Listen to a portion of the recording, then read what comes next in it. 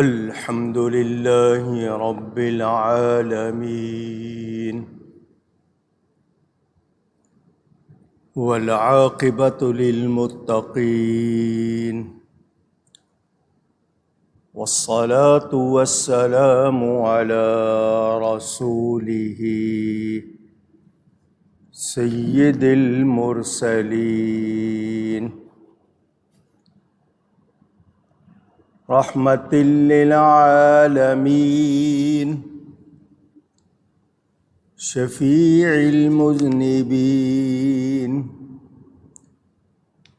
سيد الأولين والآخرين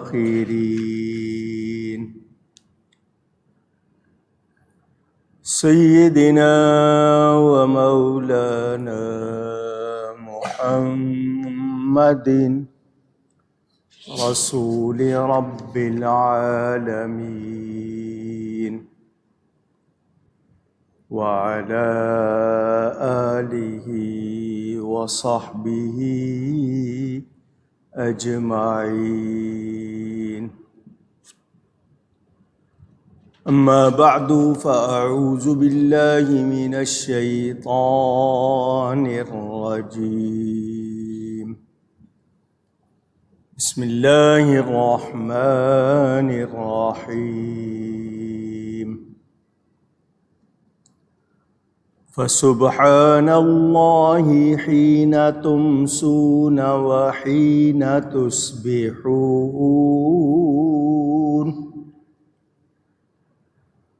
وله الحمد في السماوات والأرض وعشيا وحين تظهرون يخرج الحي من الميت ويخرج الميت من الحي ويحيي الأرض بعد موتها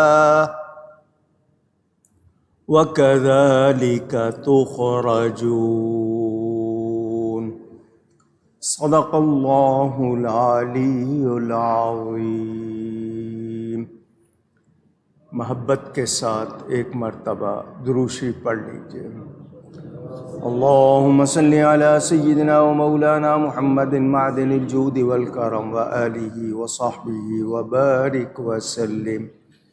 الصلاة والسلام عليك يا رسول الله. الصلاة والسلام عليك يا حبيب الله. الصلاة والسلام عليك يا رحمة للعالمين وعلى آلك وأصحابك يا شفيع المذنبين.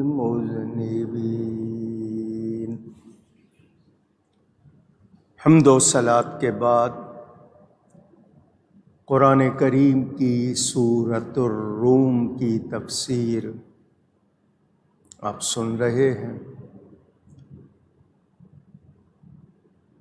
اسلامی تقویم کا 11واں مہینہ ترتیب کے لحاظ سے ذوالقعدہ شروع ہوا ہے. اللہ تعالیٰ اسے ہم سب کے لیے مبارک فرمائے. حرمت والے، عزت والے 4 مہینے مشہور ہیں. ان میں ترتیب سے یہ تینوں مہینے ذوالقعدہ، ذوالحج اور محرم، اور اس سے پہلے ماہ رجب. ان مہینوں کا اہل عرب بھی خیال رکھتے تھے. ان میں بھی یہ حرمت والے مہینے شمار ہوتے تھے. متعدد واقعات، متعدد ہستیوں کے حوالے سے بھی اس مہینے میں یاد منائی جاتی ہے. اور یہ حج کے مہینوں میں، اس مہینے میں لوگ سفر حج کر کے مکہ مکرمہ پہنچتے ہیں، کیونکہ اگلا مہینہ حج کا مہینہ ہے۔ اس کا یہ پہلا جمعہ ہے۔ یہاں اللہ تعالی اس پورے مہینے کو ہم سب کے لیے مبارک فرمائے۔ گزشتہ جمعے بیان ہوا تھا،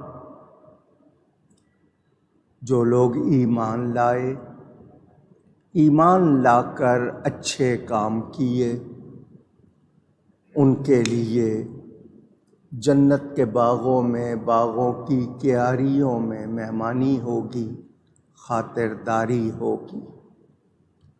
اور وہ جو کافر ہوئے، جنہوں نے انکار کیا اللہ کی آیتوں کا، آخرت کا، انہوں نے جھٹلایا اس کو، وہ عذاب میں دھر لیے جائیں گے، یعنی ہمیشہ ہمیشہ وہ عذاب میں داخل ہوں گے۔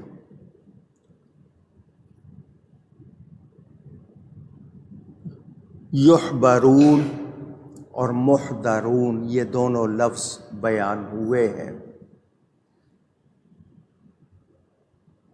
بعض مفسرین نے فرمایا احضار کا اطلاق اس حاضری پر ہوتا ہے جو بالجبر والاکراہ، یعنی زبردستی ہو، یعنی انہیں مجبور کر کے عذاب کے لیے لایا جائے گا، جبکہ ایمان والوں کو اس وقت سرور، فرحت، خوشی سے نوازا جائے گا اور انہیں عزت کے ساتھ جنت میں داخل کیا جائے گا۔ اہل ایمان ہمیشہ خوشی میں رہیں گے، انعامات میں رہیں گے، اور کافر ہر وقت عذاب اور تکلیف میں رہیں گے۔ سبق کیا ملا؟ عقل مند، عقل والا، کہ وہ قیل و قال سے بچ کر، یوں، یاں، اگر، مگر، چوں، چرا، ایف، بٹس، اس سے بچ کر وہ زندگی بسر کرے جو ایمان والی ہو اور اچھے کاموں والی ہو۔ جڑ ایمان ہے، پھل شاخوں کو لگتا ہے۔ ایمان والا نیک عمل کر کے اجر پاتا ہے، ثواب پاتا ہے۔ تو جس نے اپنے آپ کو نیکی میں، بھلائی میں مشغول رکھا اور اللہ کو یاد رکھا، آخرت کو یاد رکھا، ایمان کے ساتھ دنیا سے گیا، تو وہ جنت میں خوش اور خوشی والی زندگی بسر کرے گا۔ اسے دنیا کی کوئی تکلیف یاد نہیں رہے گی۔ جس نے اپنے آپ کو لہو و لعب، بیہودگی سے، بیکار چیزوں سے، غلط باتوں سے، غلط کاموں سے دور رکھا، گیت گانے، ناچ وغیرہ سے، فضولیات سے اپنے آپ کو بچائے رکھا، اللہ تعالیٰ اس کو جنت میں فرشتوں سے، حوروں سے اپنے کلام سنوائے گا۔ ایسی آوازیں اس نے پہلے نہیں سنی ہوں گی۔ اور جو دنیا میں گیت گانوں میں لگا رہے گا، وہ جنت میں بھی اس لذت سے محروم رہے گا۔ کہنے والوں نے کہا، کچھ لوگ حسین چہروں کے متوالے ہو جاتے ہیں، کچھ اچھی آوازوں کے شیدائی ہو جاتے ہیں، نفس کو خوش کرنے والے وقتی لذت پاتے ہیں، روح کو خوش کرنے والے کامیاب رہتے ہیں۔ اچھی آواز میں قرآن سنیں، اچھا کلام سنیں، صاف ستھرے رہیں، پاکیزہ عادات کو اپنائیں تو کامیابی اور پھر بعد میں بھی ان کے لیے خوشی ہوتی ہے۔ اور جنہیں غلط چیزوں سے شغف ہو جائے، شغف کا مطلب دلچسپی، پھر ان کے لیے آخرت کے مزے نہیں رہتے۔ یہ مسئلہ بیان کیا گیا شریعت میں، جو دنیا میں حرام کھائے گا پیے گا، اسے آخرت میں جو جنت کی شراب طہور ہے، پاکیزہ شربت، اس کا ایک گھونٹ بھی نصیب نہیں ہوگا۔ یہ آخرت مجرموں کا جیل خانہ ہوگا، دنیا مومن کے لیے قید خانے کی طرح ہے، کافر کے لیے عیش خانے کی طرح ہے۔ جو یہاں صبر کر لے گا پھر اسے راحت والے گھروں کی طرف لے جایا جائے گا، اور آخرت میں مجرموں کو جہنم کے جیل خانوں میں گھسیٹ کر لے جایا جائے گا۔ وہاں کا گھسیٹنا یوں بیان کیا گیا کہ اس کے پاؤں میں بیڑیاں، گلے میں لوہے کی زنجیر پہنائی جائے گی۔ اس وقت کافر کو کفر کا اور نبیوں کو جھٹلانے کا اور گناہوں کا پتہ چلے گا کہ اس کا وبال کیا ہے۔ کہا جاتا ہے کہ کچھ لوگ گناہوں کے جرائم جرم کی جمع، اس کے مرتکب تو نہیں ہوں گے، مگر ایسے کام کریں گے جو ان سے ملتے جلتے ہوں گے، ان کو بھی ساتھ ملا کر عذاب دیا جائے گا کہ وہ اصلی مجرم تو نہیں ہوں گے مگر مجرموں کی طرح کام کرنے والے ہوں گے۔ اسی لیے علماء کرام، مشائخ اعظام، اساتذہ، استاد سکھاتے ہیں، لباس پہنو تو صحیح پہنو، مسلمانوں والا پہنو۔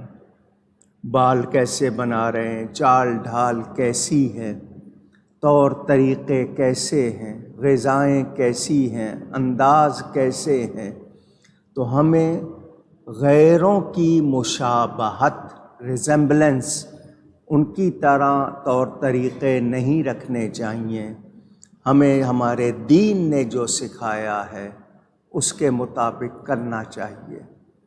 کچھ لوگ فیشن کے بہاؤ میں آ کر فیشن سمجھ کر غلط چیزیں اپنا لیتے ہیں، نتیجہ کیا ہوتا ہے؟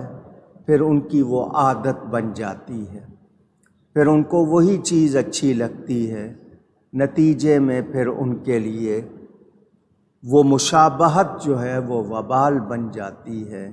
ایسے لوگ سزا پائیں گے اور پھر سزا کے بعد خلاصی پا کر پھر جنت میں جائیں گے۔ تو ایسے کام ہی کیوں کیے جائیں کہ سزا کا مرحلہ آئے، انسان 4 دن کی زندگی میں اپنی مرضی کی بجائے رب تعالیٰ اور رسول پاک صلی اللہ علیہ وآلہ وسلم کی رضا اختیار کر لے۔ یہ جو جرم ہیں جن کو ہم گناہ کہتے ہیں، خطائیں کہتے ہیں، ان کی عادت ہو جائے تو یہ انسان کی نظر میں دین کو ہلکا کر دیتی ہیں۔ پھر انسان گناہ کو گناہ نہیں سمجھتا اور یہ باتیں اس کو کفر تک لے جاتی ہیں۔ جاہل صوفی، جاہل پیر، ان کو بھی یہ بتایا گیا کہ تم لوگ عزت چاہتے ہو تو دین کے حوالے سے، شہرت چاہتے ہو تو ایمان کے حوالے سے، لیکن اپنے کردار کو، اپنی حالتوں کو بھی دیکھو کہ کن کے طور اپنا رہے ہو۔ تمہیں کون سے انداز اختیار کرنے چاہیے؟ جن بڑوں کے جانشین بن رہے ہو ان کے طریقے کیوں نہیں اختیار کرتے؟ تم دنیا میں ظاہری دوسروں کے جو غیروں کی خوشنودی چاہتے ہیں ان کے طریقے اپنا کر اپنے تعارف کو، تعریف کو خود بگاڑ لیتے ہو۔ ظالموں کی طرف میلان، رجحان نہیں رکھنا چاہیے۔ وَلَا تَرْكَنُوا إِلَى الَّذِينَ ظَلَمُوا فَتَمَسَّكُمُ النَّارُ، کہا گیا کہ اگر ظالموں کی طرف اپنا میلان رکھو گے تو پھر تم بھی انہی کی طرح عذاب میں مبتلا کیے جاؤ گے۔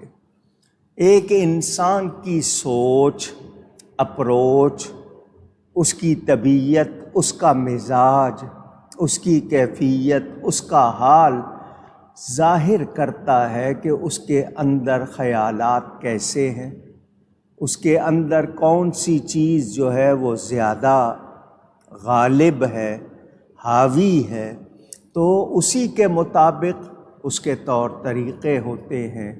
اگر اندر ایمان اور تقویٰ ہوگا تو اظہار بھی اسی طرح ہوگا، اور اندر ایمان کمزور ہوگا تو پھر حالت بھی وہی ہوگی۔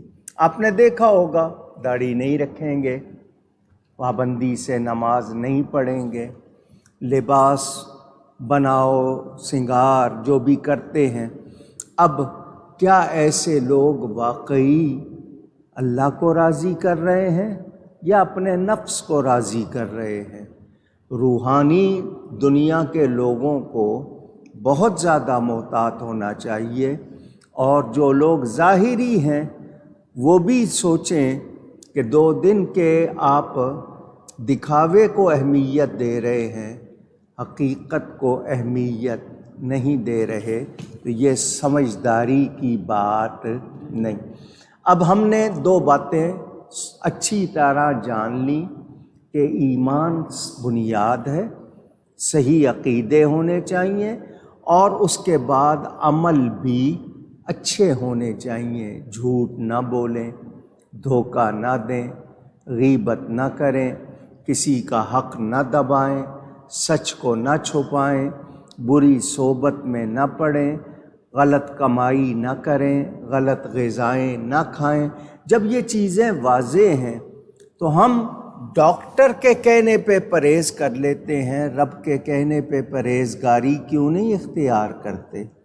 سمجھداری کا تقاضا یہ ہے کہ ہم ہر برائی سے، ہر خرابی سے اپنے آپ کو بچائیں۔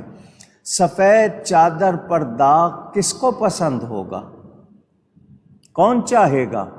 تو اسی طرح جب گناہ کرتے ہیں تو آپ کی جو حالت ہوتی ہے اس پہ داغ لگتے ہیں، تو اپنے آپ کو اس سے بچانا چاہیے۔ بھول چوک ہو جائے توبہ کریں، لیکن جو غلط چیز کو اپنائے رکھتا ہے، آپ کسی کو روکیں وہ کہتا ہے نہیں جی بس میں ایسے ہی، میرا یہی ٹھیک ہے، آپ رہنے دیں اپنی بات۔ اگر وہ اس طرح کی بات کرتا ہے تو یہ کفر تک لے جاتی ہے کہ رکھو جی قرآن کے احکام کو، دین کے احکام کو پرے رکھو، معاذ اللہ، تو یہ باتیں کفر تک لے جاتی ہیں۔ اللہ تعالی ہم سب کو توفیق دے کہ ہم نیکی کو پسند کریں، ہم اچھائی کو پسند کریں، ستھرائی کو پسند کریں۔ میں نے بتایا تھا اس کے بعد یہ 3 آیتیں ہیں، پچھلے جمعے میں نے پڑھ کے بھی سنائی تھیں، آج بھی پڑھی ہیں۔ یہ 3 آیتیں آپ خود بھی یاد کر لیں، عورتوں بچوں کو بھی یاد کرا دیں۔ یہ سورہ روم کی آیت نمبر 17، 18، 19، 17، 18 and 19 یہ یاد کر لیں۔ روزانہ 1 مرتبہ، صبح 1 مرتبہ، شام کو یا دن میں 1 مرتبہ بھی اگر آپ پڑھ لیں گے تو آپ کے روزانہ کے وظائف جو آپ پڑھتے ہیں اس کا اگر ناغہ بھی ہو گیا کسی وجہ سے تو ان آیتوں کے پڑھنے کے بعد اس ناغے کا نقصان نہیں ہوگا۔ یہ آیتیں میں اب ان کی تھوڑی سی تفسیر بیان کروں گا۔ آیتیں آپ نے سنی، اس میں پہلی آیت اللہ تعالیٰ فرماتا ہے فَسُبْحَانَ اللَّهِ حِينَ تُمْسُونَ وَحِينَ تُصْبِحُونَ۔ تو اللہ تعالیٰ کی پاکی بولو جب شام کرو اور جب صبح ہو۔ کیا مطلب؟ صبح و شام اللہ کی پاکی بولنا چاہیے، اور آسان الفاظ ہیں سبحان اللہ۔ ایک بار کہیے گا، زبان پر بھی آسان ہے، مشکل نہیں ہے۔ آپ نے مسجد کے ماتھے پہ 2 کلمے لکھے ہوئے دیکھے ہیں، سبحان اللہ و بحمدہ سبحان اللہ العظیم۔ حدیث کے الفاظ کیا ہیں؟ کلمتان حبیبتان الی الرحمن خفیفتان علی اللسان ثقیلتان علی المیزان۔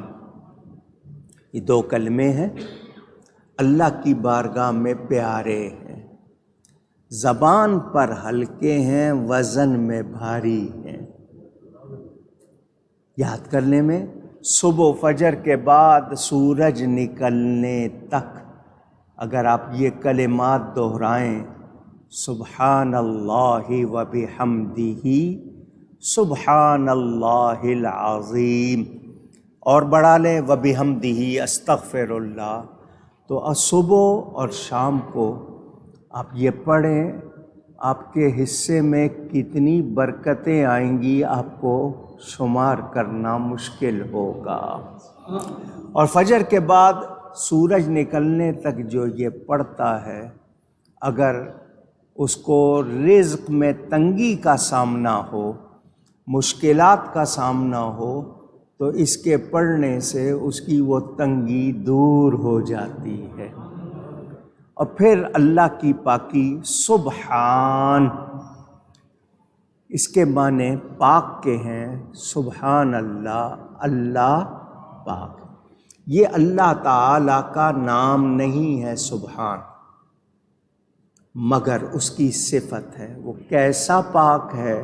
اس جیسا کوئی پاک نہیں۔ ہم پاک ہوتے ہیں گناہوں سے، گندگی سے، ناپاکی سے۔ اللہ تعالیٰ کے لیے ایسا نہیں ہے، جیسا وہ پاک ہے کوئی پاک نہیں۔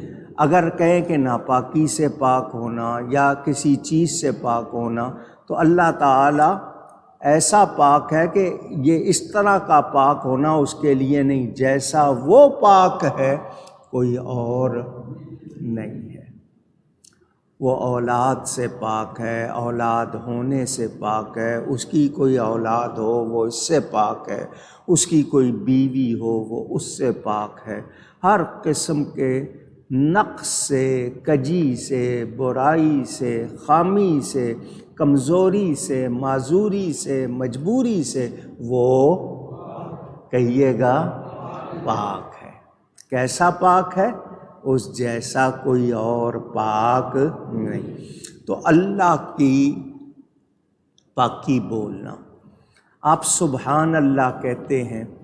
نبی کریم صلی اللہ علیہ وسلم نے اپنی شہزادی کو، سیدہ کائنات کو سکھایا تھا، جسے تسبیح فاطمہ کہتے ہیں، لوگوں میں اسی نام سے پہچانا جاتا ہے۔ 33 مرتبہ سبحان اللہ، 33 مرتبہ الحمدللہ، 34 مرتبہ اللہ اکبر، 100 ہو گیا پورا۔ یہ ہر نماز کے بعد اور رات کو سوتے وقت پڑھ لیں۔ تو آپ کے حصے میں اتنی نیکیاں آتی ہیں کہ آپ گن نہیں سکتے۔ ٹائم کچھ بھی نہیں لگتا، ٹائم دیکھا جائے تو کچھ نہیں لگتا۔ بعض لوگ تو اتنے وہ تیزی سے پڑھ لیتے ہیں کہ منٹ 2 منٹ بھی مشکل سے لگتے ہوں گے۔ انسان کے جسم میں 360 جوڑ ہیں۔ کتنے؟ 360، 360۔ انسان کو کہا گیا کہ روز ان جوڑوں کا صدقہ دو۔ یہ حکم ہے، صدقہ ادا کرو۔ اگر 1 پیسہ بھی ایک جوڑ کا صدقہ ہوتا، آپ کی کرنسی کے لحاظ سے بات کر رہا ہوں، جو آپ کے ہاں کرنسی رائج ہے، جس کو آپ نوٹ سکے کہتے ہیں، پیسے، 1 پیسہ بھی اگر ایک جوڑ کا ہوتا تو 3 روپے 60 پیسے روز کے بنتے، ہر شخص ادا کر پاتا، بھول چوک بھی ہو جاتی۔ کم سے کم 1 پیسہ میں بتا رہا ہوں، حالانکہ اگر ان میں سے کوئی ایک جوڑ خراب ہو جائے آپ کو کتنی مشکل ہوتی ہے۔ آپ کی انگلی میں جوڑ کتنے ہیں؟ آپ اگر دیکھیں یہ 3 جوڑ ہے، انگلی مڑتی ہے، اس میں اس کی وجہ سے کتنی قوت آتی ہے، گرفت کی، پکڑ کی۔ 1 جوڑ بھی ہمارا ہو جائے، اس کو لگوانا پڑے، آپریشن کے کتنے پیسے، نقلی جوڑ کے کتنے پیسے۔ اللہ نے یہ نعمت دی ہے، ہمیں کہا صدقہ ادا کرو، ہم غافل ہیں۔ صدقے کے لیے آپ کو ایک بات بتا دوں، آپ 5 وقت نماز پڑھیں، 50 رکعتیں ہیں روز کی، آپ رکوع میں تسبیح پڑھتے ہیں، سبحان ربی العظیم، یہ زوئے ہے، اردو میں زوئے کہتے ہیں، عربی میں ذا، عظیم، یہ نرم کر کے پڑھی جاتی ہے، زے سخت کر کے پڑھی جاتی ہے، اگر زے ہو تو عظیم اور زوئے ہے تو عظیم۔ اگر کسی کے منہ سے یہ نرم نہیں نکلتی تو معنی بدل جائے گا۔ وہ ربی العظیم اگر زے کی طرح پڑھے گا تو غلط ہو جائے گا۔ اس کو کہا گیا کہ وہ سبحان ربی الکریم پڑھ لیا کرے تاکہ صحیح ادا ہو، کیونکہ زے کے ساتھ پڑھیں گے معنی بدلے گا، آپ کو بجائے ثواب کے معاملہ آپ کا گڑبڑ ہو جائے گا۔ تو آپ رکوع میں، سجدے میں تسبیح پڑھتے ہیں، تسبیح کہتے ہیں اللہ کی پاکی کو، اللہ کی آپ جو یہ موتیوں کی مالا ہے اس کو آپ تسبیح کہنے لگ گئے، کیونکہ اس پہ تسبیح پڑھتے ہیں آپ، تو آپ نے اس کا نام بھی تسبیح رکھ دیا۔ عربی میں اس کو سبحہ کہتے ہیں، کیونکہ اس پہ تسبیح پڑھی جاتی ہے تو وہ سبحہ، تسبیح اللہ کی پاکی بیان کرنا۔ تو اگر روزانہ 5 وقتہ نماز ادا کریں اور یہ رکوع سجدے کی تسبیحات صحیح پڑھیں تو یہ آپ کے پوری جوڑوں کا صدقہ بن جاتا ہے۔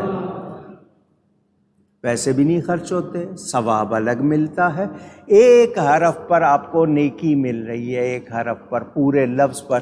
اب صرف سبحان اللہ آپ کہتے ہیں، 90 نیکیاں آپ کو مل جاتی ہیں، صرف 1 مرتبہ سبحان اللہ کہنے سے۔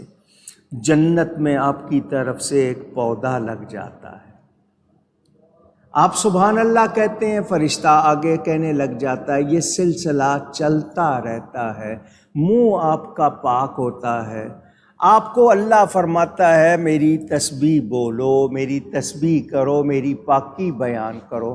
کیا آپ کے پاک کہنے سے اللہ پاک ہوتا ہے؟ نہیں۔ آپ نہیں کہیں گے تو اللہ کو کوئی فرق پڑے گا؟ نہیں۔ ہم کہتے ہیں سبحان اللہ، سبحان اللہ، سبحان اللہ، تو انعام کیا ملتا ہے؟ بندہ کہتا ہے اللہ پاک ہے، اللہ پاک ہے، اللہ پاک ہے، تو اللہ کی طرف سے انعام ملتا ہے، بندے میں تو پاک ہی ہوں، تو میری پاکی بول رہا ہے، آ تجھے میں گناہوں سے پاک کر دوں۔ انعام مل جاتا ہے، ہمیں پاکی مل جاتی ہے۔ تو لفظ سبحان غفران کی طرح مصدر ہے، لفظ تسبیح اپنے حقیقی معنوں میں استعمال ہوتا ہے۔ اس کا معنی کیا ہے؟ اللہ تعالیٰ کو ہر برائی سے، ہر خرابی سے منزہ، صاف ستھرا، پاک ماننا، اور ہر خیر اور بھلائی والا سمجھنا کہ اللہ تعالیٰ کے لیے کسی نقص، کسی عیب کا کوئی تصور بھی کیا جا سکتا، اونچی کہیے، اونچی کہیے، جن لوگوں نے اپنی کتابوں میں لکھ دیا کہ اللہ جھوٹ بول سکتا ہے، سب کہیں معاذ اللہ، نقل کفر نہ باشد۔ ظالموں نے خیال نہیں کیا، لکھ دیا اللہ کے لیے ایسا۔ ایمان والے کا عقیدہ یہ ہونا چاہیے، اللہ کے لیے کسی عیب کا ہونا، ماننا تو دور کی بات، تصور بھی نہیں ہو سکتا، امیجنیشن بھی نہیں کر سکتے، یعنی یہ خیال بھی نہیں لا سکتے کہ اس کے لیے کوئی عیب سوچا جائے۔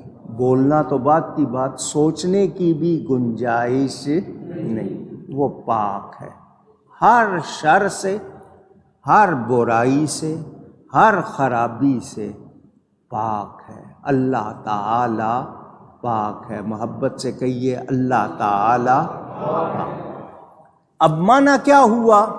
اے عقل والو، اے تمیز والو، جب تمہیں یقین ہے کہ ثواب اچھے بدلے کو کہتے ہیں، جو نیکی کا اچھا بدلہ ملتا ہے اس کو ثواب کہتے ہیں۔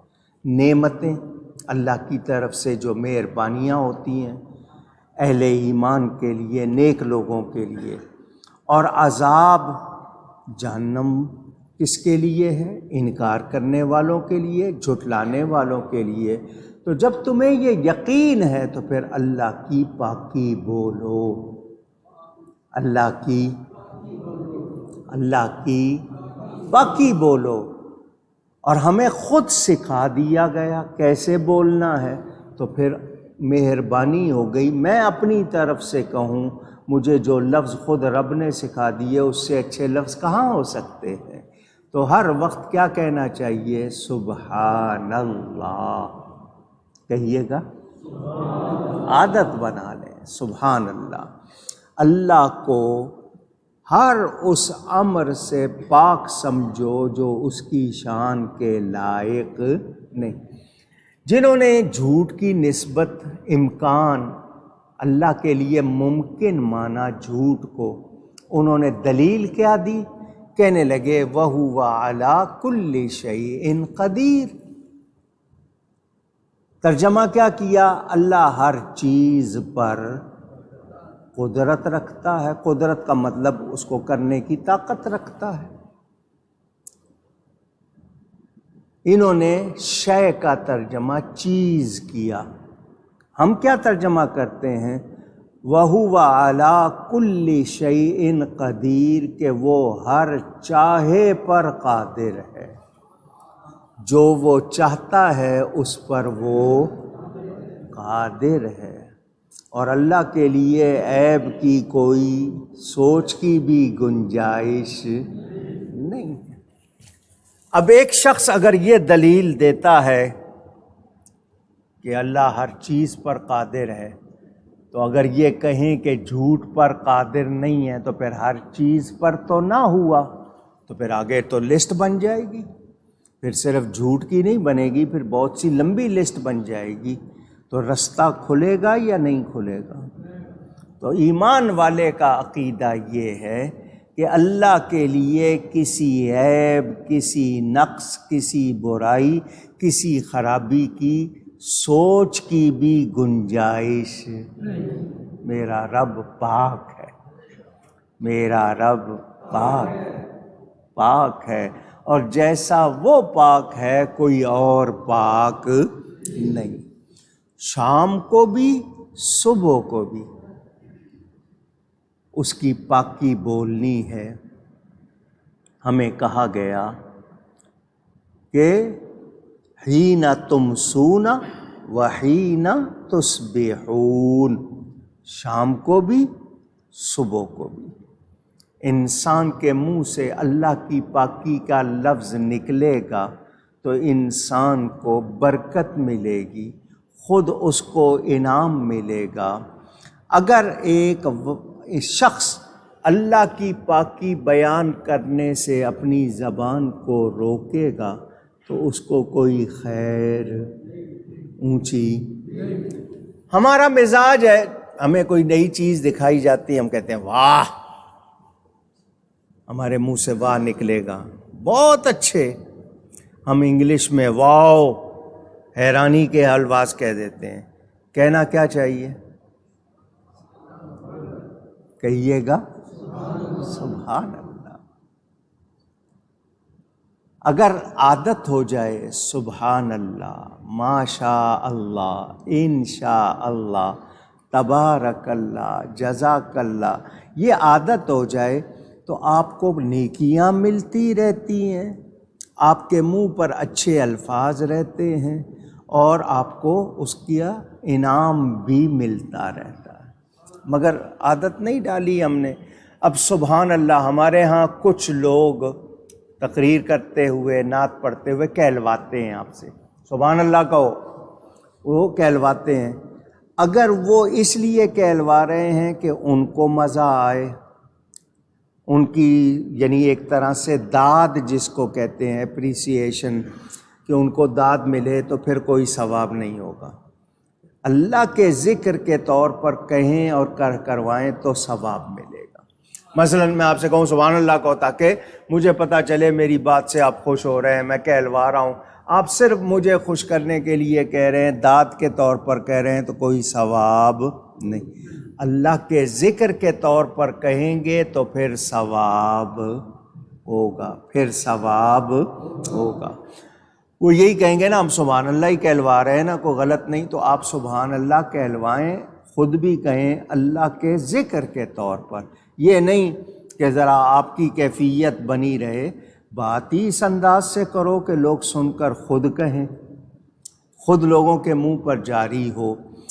یہ وقت حین کا لفظ جو آیا بالکسر، حین تصبحون، حین تمسون، یہ اس میں تمام زمانوں کی گنجائش ہوتی ہے، تھوڑا ہو یا زیادہ۔ عربی میں حینا کا لفظ بولتے ہیں۔ الامساء، یہ وقت شام میں داخل ہونا، الاصباح، صبح میں داخل ہونا۔ دن کے پہلے وقت کو فجر کہتے ہیں، اس کے بعد کو صباح کہتے ہیں، اس کے بعد کو غدات کہتے ہیں، اس کے بعد کو بکرا کہتے ہیں، اس کے بعد کو ضحیٰ کہتے ہیں، اس کے بعد کو دحوہ کہتے ہیں، اس کے بعد کو حجیر کہتے ہیں، اس کے بعد ظہر، اس کے بعد رواح، اس کے بعد عصر، اس کے بعد مساء، اس کے بعد اصیل، اس کے بعد عشاء اولا، اور اس کے بعد عشاء اخیرہ، اس کے بعد شفق کے غائب ہونے تک عشاء ہی عشاء کہا جاتا ہے۔ آپ کے ہاں 8 پہر کیا کہتے ہیں؟ جس طرح پہلا پہر گزر جائے تو کہتے ہیں 2 پہر، پھر 6 پہر یعنی تیسرا پہر۔ آپ کے ہاں 8 پہر ہوتے ہیں، تقریباً 2.25 سے 3 گھنٹے کا ایک پہر ہوتا ہے۔ میں نے عربی میں آپ کو پورے نام بتائے دن کے حوالے سے۔ ایک انسان کے پاس آج کل گھڑی ہے، اس گھڑی کو انہوں نے 24 گھنٹوں میں دن کی ساعتیں مقرر کر دیں، 60 سیکنڈ کا 1 منٹ، 60 منٹ کا 1 گھنٹہ اور 24 گھنٹوں کا 1 دن۔ یہ آپ کے ہاں اس طرح شمار ہوتا ہے۔ عربی میں جو ساعتیں تھیں اس زمانے میں یہ گھڑی وغیرہ نہیں تھی، لوگ سورج کو دیکھ کر اور اپنے سائے وغیرہ کے حوالے سے اوقات طے کرتے تھے۔ کیا مطلب ہو گیا اب کہ اللہ کی تسبیح کرو جب تمہارا وقت شام میں داخل ہو جائے اور جب تمہارا وقت صبح میں داخل ہو جائے۔ وَلَهُ الْحَمْدُ فِي السَّمَاوَاتِ وَالْأَرْضِ، آسمانوں اور زمینوں والے اللہ ہی کی تعریف کرتے ہیں، تو تم بھی اللہ کی تعریف کرو، اس کی پاکی بیان کرو۔ صبح ہو شام ہو، دنیا جہان کی باتیں لچر لچر کچر کچر کرتے ہو، تو اگر پاک ہونا چاہتے ہو تو اللہ کی پاکی بیان کرو۔ یہ امر کا معنی کہتے ہیں جملہ اسمیہ تم نے کہاں سے نکال لیا؟ تو یہ جواب دیا گیا کہ حمد کے معنی تعریف کرنا، خوبی بیان کرنا۔ حمد کی یوں خبر دینا کہ پیدا کرنے والے کی حمد تعریف زمین و آسمان کے اہل تمیز ہی کر سکتے ہیں نا، تو پھر یہ امر کے صیغے سے زیادہ بلیغ ہے کہ اہل فہم خود ہی اس بات سے واقف ہو جائیں کہ یہ چیز لازمی ہے، ضروری ہے۔ جس رب کی کائنات میں رہتے ہیں اس رب کی پاکی بیان کرتے رہنا ہے۔ یہ رب کی کائنات ہے۔ اگر آپ کسی کے ہاں جائیں اور وہ کہے کہ یہاں پر آپ کو آتے جاتے ملتے بچھڑتے یہ لفظ بولنا ہے، قانون ہے، تو آپ بولیں گے۔ تو جس رب کی کائنات میں رہتے ہیں تو پھر اس رب کے لیے کیوں جھجکتے ہیں، کیوں کنجوسی کرتے ہیں؟ خوش دلی کے ساتھ اللہ کی تعریف کرتے رہیں۔ قرآن بتاتا ہے وَإِن مِّن شَيْءٍ إِلَّا يُسَبِّحُ بِحَمْدِهِ وَلَٰكِن لَّا تَفْقَهُونَ تَسْبِيحَهُمْ۔ جب یہ آیت آئی تھی تو میں نے بیان کیا، کوئی شے ایسی نہیں مگر وہ اللہ کی تعریف کے ساتھ اس کی پاکی بیان کرتی ہے۔ ہر شے تسبیح کرتی، ذرا اونچی کہہ دیجئے، ہر شے۔ وَإِن مِّن شَيْءٍ إِلَّا يُسَبِّحُ بِحَمْدِهِ، اس کی تسبیح کرتی ہے اس کی تعریف کے ساتھ، مگر تم اس کو سمجھ نہیں سکتے۔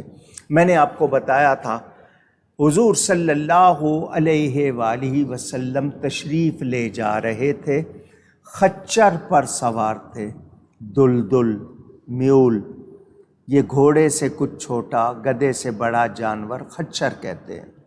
وہ بدکا، جھٹکا لگتا ہے نا، بدکا۔ فرمایا جانتے ہو یہ میرا جانور جس پہ میں سواری کر رہا ہوں کیوں بدکا؟ صحابہ کی عادت تھی، کہتے تھے اللہ ورسولہ اعلم، اللہ تعالیٰ اور اس کا رسول ہی زیادہ جانتے ہیں۔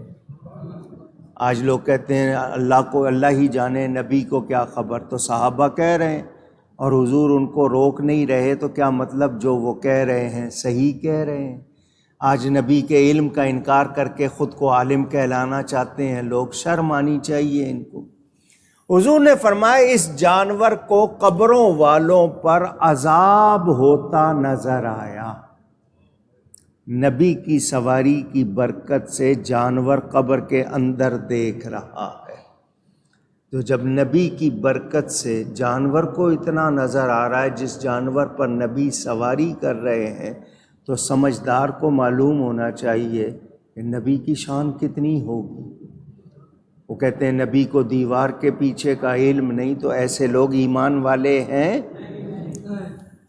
لیجئے جناب، حضور نے ایک درخت کی تازہ ٹہنی، شاخ، فرع وہ لی، اس کو 2 ٹکڑے کیا اور دونوں قبروں پر وہ گاڑ دی۔ فرمایا جب تک یہ تر رہے گی، گیلی رہے گی، ان قبروں والوں کے عذاب میں کمی ہوگی۔ کیا فرمایا؟ جب تک یہ شاخ تر رہے گی، گیلی رہے گی۔ کیا مطلب؟ کہ جب تک وہ گیلی رہے گی اس میں زندگی رہے گی، اور ہر شے اللہ کی تسبیح کرتی ہے، تو وہ شاخ جب تک تسبیح کرے گی اس قبر والے کو فائدہ ہوگا۔ ہم یہ جو تازہ پھول ڈالتے ہیں مزاروں پر، اسی لیے کہ جب تک وہ تازہ رہتے ہیں، تسبیح کرتے ہیں، اس سے قبر والے کو فائدہ ہوتا ہے۔ سمجھ آ گئی؟ کچھ لوگ نرم سے پودے لگا دیتے ہیں قبروں پر، ایسی لمبی جڑوں والے نہیں، چھوٹے چھوٹے پودے لگا دیتے ہیں، گھاس لگا دیتے ہیں کہ جب تک وہ تسبیح کرتی ہے قبر والوں کو، اونچی کہیے، کیا ہوتا ہے؟ کیونکہ وہ تسبیح کرتے ہیں۔ جب وہ سوکھ جائیں گے ان کی تسبیح ختم ہو جائے گی۔ تو آپ نے یہ سن لیا، ہر شے اللہ کی تسبیح کرتی ہے اس کی تعریف کے ساتھ۔ اے بندے، 18,000 یا جانے کتنی مخلوق ہے کائنات میں، اللہ نے کتنی قسم کی بنائی ہے، شکر کرنے کا حکم انسان کو دیا ہے۔ اے انسان، تو اس کائنات میں رہتا ہے، اللہ کی نعمتیں کتنی ہیں جن سے تو فائدہ اٹھاتا ہے، تجھے کیا ہو گیا؟ تو رب کی تسبیح کیوں نہیں کرتا؟ اس کی تعریف کیوں نہیں کرتا؟ اس کا شکر کیوں نہیں کرتا؟ آپ کسی سے راستہ پوچھ لیں تو وہ کہے گا ادھر جائیں، وہ سامنے آ جائے گی جگہ، آپ کہتے ہیں شکریہ۔ آپ کسی سے کوئی چیز مانگیں وہ دے، آپ کہتے ہیں شکریہ۔ جس رب نے سب کچھ دیا ہے اس کا شکر کیوں نہیں کرتے؟ اس کی تسبیح کیوں نہیں کرتے؟ اور اس کا وعدہ ہے لَإِن شَكَرْتُمْ لَأَزِيدَنَّكُمْ، تم شکر کرو گے تو نعمت زیادہ کر دوں گا۔ فائدے ہمارے، ہمیں ہی انعام، اور ہم آگے سے کہیں کہ نہیں ہمیں ضرورت نہیں ہے، تو پھر کیا ہوتا ہے؟ پھر نتیجے آپ کے سامنے، یہ بیماریاں، پریشانیاں، مشکلات جن کو ہم خود دعوت دے دیتے ہیں، پھر وہ ہمارا وقت جو نیکی میں گزرنا چاہیے تھا، جو تسبیح میں گزرنا چاہیے تھا، وہ پیسے جو سچ اور سچائی میں خرچ ہونے چاہیے تھے، پھر وہ تکلیفوں پہ، پھر ڈاکٹروں کو دو، پھر فیسیں دو، پھر یہ کرو۔ تو اے انسان، شکر گزار بن اور تسبیح کرنے والا بن، غافل مت بن۔ میرے دوستوں اور بزرگوں، تسبیح کی تقدیم تحمید پر اس لیے، یعنی تحمید کے معنی تعریف کرنا، تسبیح کے معنی پاکی بولنا۔ وہ یہ کہتے ہیں کہ تخلیہ، صفائی کرنے کے بعد ہی تحلیہ، یہ ایسا ہوتا ہے جیسے بیمار کو پہلے مسحل دیا جاتا ہے تاکہ اس کا پیٹ صاف ہو، جلاب لگیں اس کو، اس کے بعد پھر اس کو منزج، پھر دوا دی جاتی ہے۔ یا یوں سمجھ لیں کہ مکان کے لیے پہلے بنیاد کھودی جاتی ہے، پھر دیواریں کھڑی کی جاتی ہیں، پھر نقش و نگار کیا جاتا ہے، رنگ وغیرہ سجاوٹ آخر میں کی جاتی ہے۔ تو اے انسان، تیری صبح کی بنیاد بھی رب کی پاکی ہو، تیری شام بھی رب کی پاکی پر پوری ہو، تو تیرے سارے دن کے لیے خیر ہی خیر لکھی جائے گی۔ کتنی اچھی بات ہے، سوچیں تو کتنا فائدہ۔ اور پھر ہم لوگ اگر غور کریں، اب میں اگلی آیت پڑھ رہا ہوں، دھیان سے سنیں۔ وَلَهُ الْحَمْدُ فِي السَّمَاوَاتِ وَالْأَرْضِ وَعَشِيًّا وَحِينَ تُظْهِرُونَ، اور اسی کی تعریف ہے آسمانوں اور زمین میں، اور کچھ دن رہے اور جب تمہیں دوپہر ہو۔ دھیان سے سنیں. وقت آپ نے دن کے نوٹ کر لیے. آپ کے ہاں بھی پہاڑ ہوتے ہیں، صبح، دوپہر، شام، آپ اپنے حساب سے بولتے ہیں. تحمید یعنی حمد پہلے. سماوات کتنے آسمان ہیں؟ اونچی کہیے گا. زمینیں کتنی ہیں؟ 7. آسمانوں کے لیے جمع کا لفظ آیا، زمین کے لیے ارض کا لفظ ایک ہی، کیونکہ یہ ملی ہوئی ہیں. آسمانوں میں فاصلہ ہے درمیان میں. اسی کی تعریف ہے آسمانوں اور زمین میں. آپ کہتے ہیں الحمدللہ رب العالمین. تمام تعریفیں، ہر قسم کی تعریفیں، خوبیاں کس کے لیے؟ اونچی. حقیقت میں کس کے لیے ہیں؟ اللہ کے لیے. آپ ایک دوسرے کی تعریف کرتے ہیں. تمہاری آنکھیں بہت اچھی ہیں، تمہارا رنگ بہت اچھا ہے، اسکن جلد بہت اچھی ہے، تمہارے فیچرز بہت اچھے ہیں، نین نقش بہت اچھے ہیں، آواز بہت اچھی ہے. کرتے ہیں یا نہیں کرتے؟ پوچھ رہا ہوں. یہ بندے نے خود بنائے؟ پوچھ رہا ہوں کس نے بنائے؟ تو اصل تعریف کس کی ہے؟ لوگ بھی اپنے کاموں پر تعریف چاہتے ہیں. وَيُحِبُّونَ أَن يُحْمَدُوا بِمَا لَمْ يَفْعَلُوا. قرآن میں وہ پسند کرتے ہیں کہ ان کے کاموں پر ان کی تعریف کی جائے.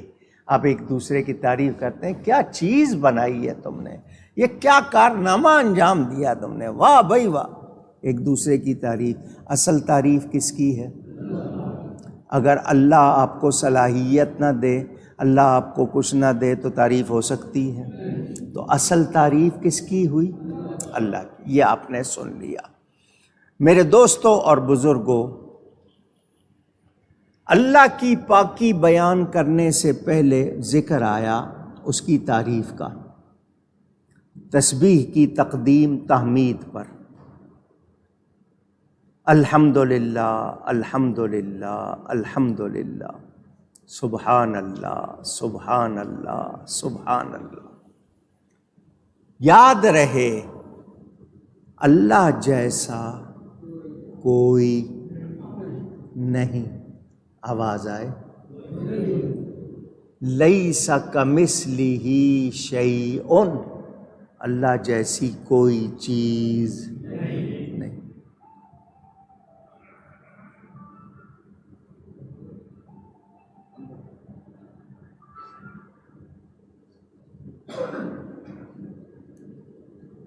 اللہ تعالی بے مثل ہے، بے مثال ہے. ذہن میں رہے، کوئی کسی طرح بھی اللہ کے مثل ہو سکتا. یہ بات بھی آپ کو میں نے سمجھائی. اللہ تعالی نے ہمیں بنایا، ہم خود سے نہیں ہیں. اللہ تعالی خود سے ہے، اس کو کسی نے بنایا نہیں. اس کی کوئی ابتدا نہیں، اس کی کوئی انتہا نہیں. وہ بغیر ابتدا کے اول ہے، وہ بغیر انتہا کے آخر ہے. ٹھیک ہے. اللہ تعالی سمیع ہے، بصیر ہے. سمیع سننے والا، بصیر دیکھنے والا. یہ کس کی شان ہے؟ تو ہم بھی تو سنتے ہیں، ہم بھی دیکھتے ہیں، ہم بھی سمیع ہیں، ہم بھی بصیر ہیں. جس نے فون بجانا ہے بجا لو. مسجد میں آنے سے پہلے آپ سے فون بند نہیں ہوتا. درود شریف پڑھ لے. اللہم صلی وسلم وبارک علی سیدنا محمد وعلی آلہ وسلم. اللہ نے ہمیں سمیع و بصیر بنایا. لفظ ایک ہے، سمیع سننے والا، بصیر دیکھنے. یہی لفظ اللہ کے لیے ہے، یہی لفظ بندے کے لیے ہے. رحیم اللہ کا نام ہے، ہمیں بھی رحم کرنے کو کہا گیا. ارحم الراحمین ہے وہ، سب سے بڑھ کر سب سے زیادہ رحم کرنے والا. بندے بھی رحم کرتے ہیں یا نہیں کرتے؟ اونچی. ابھی آپ کو پاک کے لفظ کے لیے بتا رہا ہوں. اللہ پاک ہے، ہم کہہ دیتے ہیں کپڑے پاک ہیں، بدن پاک ہے، جگہ پاک ہے، برتن پاک ہے. آپ کتنی چیزوں کو پاک کہتے ہیں، وہی لفظ آپ نے اللہ کے لیے کہا. تو میں اس بات کو واضح کر رہا ہوں، اصل تعریف کس کی ہے؟ اب مخلوق میں جس کو بنائے ہوئے کو مخلوق بنانے والا خالق، ہم پیدا ہوئے ہیں، ہم بنائے گئے ہیں، ہم خود سے نہیں، اللہ تعالی خود سے ہے. مخلوق جو بھی جتنی بھی جیسی بھی ہے سب اس کا کمال اللہ کا عطا کیا ہوا، اس کو کہتے ہیں عطائی. کہیے گا اللہ کا ہر کمال ذاتی، مخلوق کا ہر کمال عطائی. ذاتی اور عطائی برابر نہیں ہوتے، جب برابری نہیں تو شرک بھی نہیں. آپ کو پاک کہہ دوں بھئی آپ بڑے پاک ہو گئے، پاکیزہ ہو گئے، اللہ کو بھی پاک کہہ رہا ہوں تو کیا برابری ہو گئی؟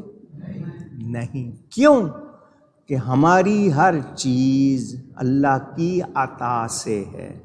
اللہ کی کوئی صفت کسی کے قبضہ و کنٹرول میں نہیں ہے. ہماری ہر بات اللہ کے قبضہ و کنٹرول میں. بہت سارے فرق ہیں، تفصیل بیان کروں گھنٹوں لگ جائیں. جب فرق ہو جاتے ہیں برابری نہیں ہوتی، جب برابری نہیں تو شرک کا کوئی خیال بھی نہیں. آپ اپنے ملک کو پاکستان کہتے ہو، ستان جگہ کو کہتے ہیں پاک لوگوں کی جگہ پاکستان. تو اللہ کو بھی پاک کہا، اپنے ملک کو بھی پاک کہا، تو کیا برابری ہو گئی؟ نہیں. تو جان لیجئے ہم سمیع و بصیر ہیں اللہ کے بنانے سے. اللہ سمیع و بصیر ہے خود سے. جیسا اللہ سمیع و بصیر ہے کوئی ہو سکتا نہیں. ہم جتنے سمیع و بصیر ہیں وہ رب کی عطا سے ہیں. ہماری ابتدا بھی ہے، انتہا بھی ہے. ہماری چیزیں اللہ کے قبضہ و کنٹرول میں، اللہ کی کسی کے قبضہ و کنٹرول میں نہیں. اللہ کی کوئی ابتدا نہیں، کوئی انتہا نہیں. ہماری ابتدا انتہا ہے. فرق ہو جاتے ہیں تو پھر برابری نہیں ہے. تو میں کسی کی تعریف کروں تو وہ حقیقت میں اس کی تعریف نہیں ہے. وہ حقیقت میں کس کی تعریف ہے؟ بھئی تم بہت خوبصورت ہو، تو یہ تعریف اس کی نہیں ہے بلکہ بنانے والے کی ہے. حقیقت میں کس کی ہے؟ تمہاری آواز بہت اچھی ہے، اس نے نہیں بنائی، کس نے دی ہے؟ تو حقیقت میں کس کی تعریف ہوئی؟ اللہ کی. تو اللہ کی تعریف اور اللہ کی تسبیح، اس کی پاکی بولنا، اس کی تعریف کرنا، یہ ہمیں کرنا ہے. اور آسمانوں میں اور زمین میں پوری کائنات میں کس کی تعریف ہے حقیقت میں؟ اللہ تعالی. ظاہر ہے یہ بات. اور کچھ دن رہے اور جب تمہیں دوپہر ہو. اب یہ بات آئی ہے تو میں پہلے آپ کے سامنے تسبیح و تحمید کے حوالے سے، کیونکہ یہ اتنا پیارا موضوع ہے، رب کی تعریف، کیونکہ وہی تعریف کے لائق ہے. اور جو اس کی تعریف کرتا ہے خود تعریف والا ہو جاتا ہے. جو ذاکر ہوتا ہے پھر مذکور ہو جاتا ہے. پہلے ذکر کرنے والا، پھر اس کا ذکر ہونے لگتا ہے. نبی پاک صلی اللہ علیہ وسلم کو اللہ نے اپنا ذکر بنا دیا ہے. تو نبی کا ذکر کس کا ذکر ہے؟ ان کو رسول کس نے بنایا؟ اس کو شان والا کس نے بنایا؟ کمال کس نے دیے؟ تو ان کا ذکر کس کا ذکر ہو گیا؟ فرمایا میرے میں اور میرے فرشتے اس غیب بتانے والے نبی کے معنی غیب بتانے والے پر درود بھیجتے ہیں۔ درود کا مطلب اللہ ان کی تعریف کرتا ہے۔ حضرت ابو العالیہ کا قول ہے بخاری شریف میں، اللہ کے درود بھیجنے کا مطلب اللہ فرشتوں کے سامنے اپنے حبیب کی تعریف کرتا ہے۔ نام ہی ایسا رکھا محمد صلی اللہ علیہ وآلہ، جس کے معنی جس کی بار بار بار بار زیادہ سے زیادہ نئی سے نئی تعریف کی جائے۔ تو اللہ نے ان کو بنایا ہی تعریف کے لیے، تو ان کی تعریف اصل میں کس کی تعریف ہے؟ اونچی نبی کو کمالات دینے والا اللہ، شان دینے والا اللہ، تو نبی کی تعریف اللہ کی تعریف۔ تو ذہن میں رہے اللہ کی تعریف کرنا، تسبیح کرنا، یہ مومن کو شان دیتا ہے، عزت دیتا ہے۔ تو جو اللہ تعالیٰ کی پاکی بیان کرتے ہیں انہیں کیا ملتا ہے؟ سنیں، عشین اور تظہرون کے لفظ کو تھوڑا سا بیان کر دوں۔ یہ عشین کے بعد پھر طریقہ استعمال بدلا گیا، یعنی جس طرح عشین کہا گیا اس کے بعد کوئی مصدر وغیرہ گرامر کے حساب سے لایا جاتا، نہ کہ جملہ فعلیہ۔ تظہرون کے لیے دخول فی الظہر کا استعمال کہ اس کے کسی فعل میں نہیں ہوتا۔ اب معنی یہ ہو گیا کہ جس وقت تم دن میں، اب صبح ہوئی ہے، دن کے بعد آپ ظہر میں داخل ہوتے ہیں، جب دوپہر، اسی طرح آپ رات میں داخل ہوتے ہیں، شام میں۔ تو جس پہر میں داخل ہوں، جس ٹائم میں داخل ہوں، اللہ کی تعریف بھی کریں، اس کی پاکی بھی بیان کریں۔ کتنی اچھی بات ہے۔ آپ کے اس وقت کی ابتدا اللہ کی تعریف سے ہوگی، اللہ کی پاکی سے ہوگی، تو کتنا آپ کے لیے اچھا ہوگا۔ اب سنیں، قرآن کہتا ہے فَسَبِّحْ بِحَمْدِ رَبِّكَ، اپنے رب کی تسبیح کیجئے تعریف کے ساتھ۔ قرآن میں ہے۔ حدیث شریف میں ارشاد ہے، میرے پیارے نبی پاک صلی اللہ علیہ وسلم فرماتے ہیں، جو شخص صبح و شام سبحان اللہ کے ساتھ الحمدللہ ملا کر 100 بار پڑھا کرے گا۔ کتنی بار؟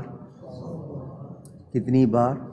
100 ٹائمز، اس کے تمام گناہ بخشے جائیں گے، خواہ وہ سمندر کی جھاگ کے برابر ہوں۔ سوچیں، آسان سے، زبان پر ہلکے ہیں، یعنی یہ نہیں کہ ادا کرنا مشکل، آسان سا، اور چند منٹ کا اس میں ٹائم لگتا ہے، لیکن فائدہ کتنا۔ اگلی حدیث سنیں جو میں نے آپ کو پہلے بھی سنائی، کلمتان خفیفتان علی اللسان ثقیلتان فی المیزان سبحان اللہ و بحمدہ سبحان اللہ العظیم۔ زبان پر ہلکے، وزن میں بھاری، اللہ کے نزدیک بڑے پیارے یہ دو کلمے، سبحان اللہ و بحمدہ، حمد بھی کا ذکر آ گیا، پاکی کا ذکر بھی آ گیا، سبحان اللہ العظیم۔ یہ جو وقت بتائے گئے،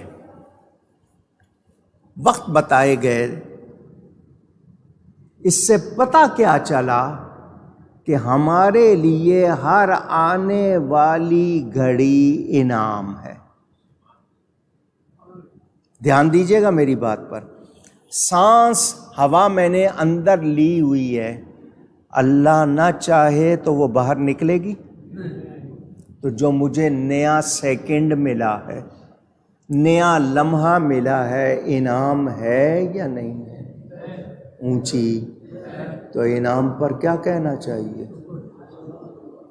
اس کی تعریف کرنی چاہیے، اس کی پاکی بیان کرنی چاہیے۔ خالی ہے، بات سن رہے ہیں، دل ہی دل میں سبحان اللہ الحمدللہ پڑھتے رہیں، کوئی بات نہیں کر رہے ہیں، ویسے پڑھتے رہیں، زبان بھی تر رہے، برکتیں بھی رہیں، آپ کے ارد گرد فرشتوں کا ہجوم رہے۔ حمد تعریف کا مستحق اصل میں حقیقی طور پر اللہ تعالی ہی ہے۔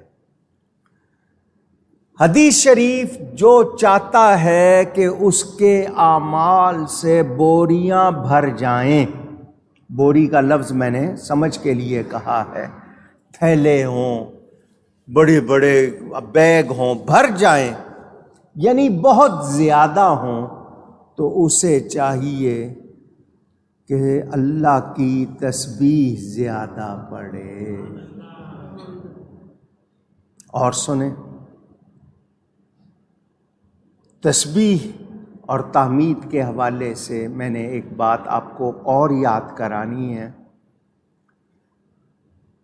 یہ جو ذکر ہے کہ صبح و شام تسبیح پڑھو، تحمید، اس سے مراد نماز بھی ہے۔ اس سے مراد آواز نماز بھی، کیونکہ نماز میں آپ اللہ کی تعریف بھی کرتے ہیں، تسبیح بھی پڑھتے ہیں۔ سبحانک اللہم و بحمدک، کیا ہو گیا؟ تسبیح بھی ہو گئی، تحمید بھی ہو گئی، رکوع سجدے میں بھی ہے، اور اللہ کی ثنا، اللہ کی تعریف۔ السبحہ نماز کے معنوں میں بھی آیا، الصلاۃ مثلاً کہا جاتا ہے سبحۃ الضحیٰ، یعنی چاشت کی نماز، اور قرآن میں السبحہ کا صلاۃ پر اطلاق ہوتا ہے۔ فلولا کان من المسبحین کے الفاظ ہیں، اگر نہ ہوتے وہ تو نماز ادا کرنے والوں میں سے۔ تو آپ نے سنا المسبحین بمانا المسبحین، یعنی نماز پڑھنے والے۔ تو اللہ کی تعریف، اللہ کی پاکی بولنے والوں کا طریقہ کیا ہے؟ وہ نمازی ہوتے ہیں۔ کیا ہوتے ہیں؟ اونچی۔ حضرت ابن عباس، نبی کریم صلی اللہ علیہ وسلم کے چچا زاد بھائی، قرآن کی سب سے پہلے تفسیر لکھنے والے حضرت ابن عباس رضی اللہ عنہما فرماتے ہیں، آیت میں 5 نمازوں کا اور ان کے وقت کا ذکر ہے۔ یہ جو آیتیں ہیں ان میں 5 نمازوں کا اور ان کے وقت کا ذکر ہے۔ مثلاً تمسون سے مراد مغرب اور عشاء، تسبحون سے مراد فجر، اور عشیًا سے صلاۃ العصر، اور تظہرون سے صلاۃ الظہر مراد ہے۔ یعنی ان آیتوں میں 5 نمازوں کا وقت بھی بیان ہوا۔ اب آیت کا معنی یوں بھی ہو سکتا ہے کہ ان وقتوں میں نماز ادا کرو۔ اللہ کی تسبیح تحمید کرنے کے لیے کیا کرو؟ اونچی کہیے۔ جملہ ائمہ کرام، ائمہ جمع امام کی، تمام امام متفق ہیں کہ دن رات میں 5 نمازیں فرض ہیں۔ کتنی؟ 5 نمازیں دن رات میں فرض ہیں، اور فرض رکعتوں کی تعداد پر بھی سارے متفق ہیں کہ ان کی تعداد 17 ہے۔ فرض رکعتوں کی تعداد 17 ہے، اور دن رات میں نمازیں 5، اس پہ کوئی اختلاف، اونچی کہیے، نہیں۔ فجر کی رکعتیں فرض 2، ظہر کی 4 اور 2، عصر کی کتنی فرض؟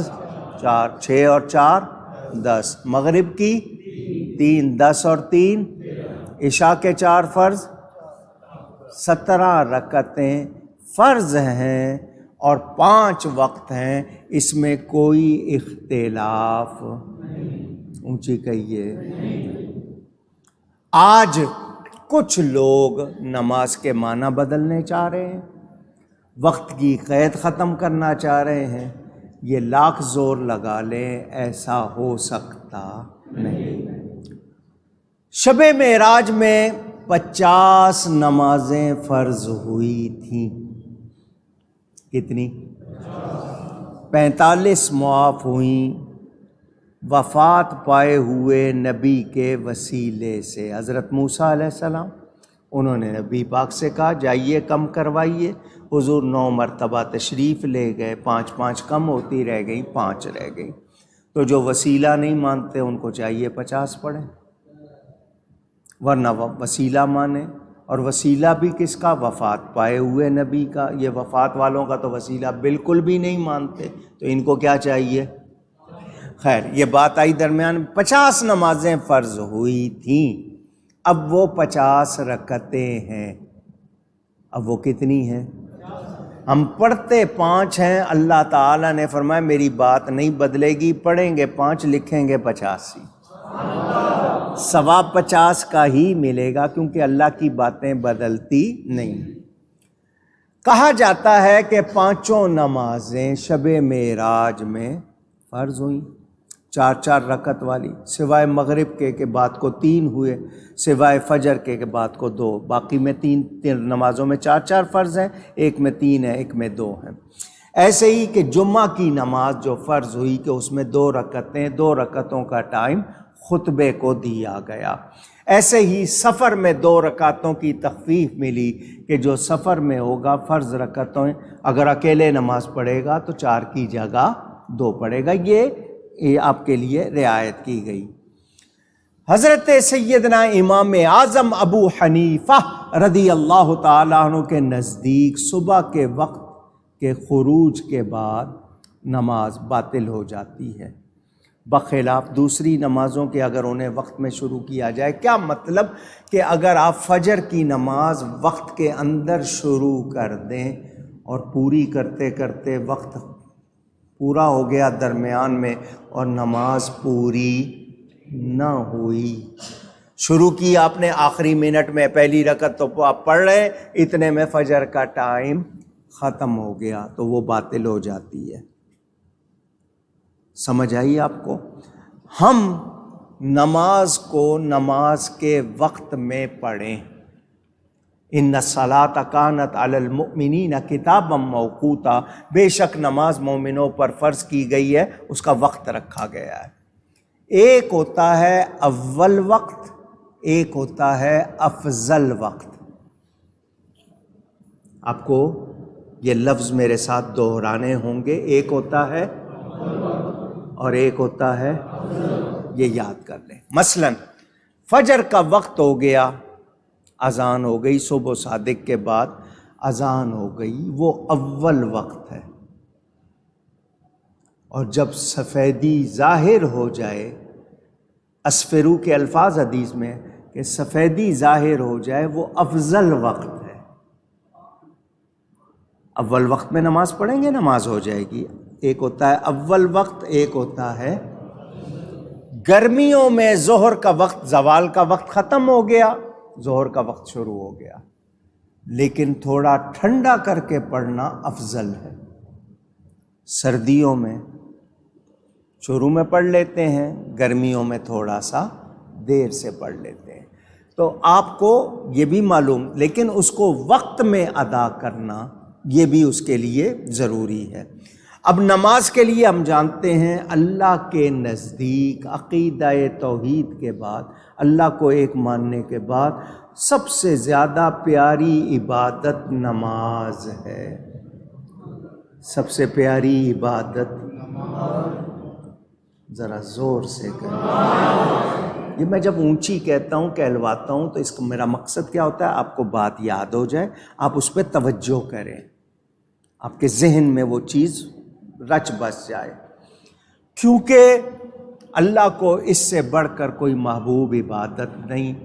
ملائکہ اسی کام پر مامور ہیں۔ بعض ملائکہ قیام میں ہیں، کھڑے ہوئے، بعض ملائکہ رکوع میں ہیں، بعض ملائکہ سجدے میں ہیں، بعض ملائکہ قعود میں، قعدے میں، جس کو التحیات کہتے ہیں۔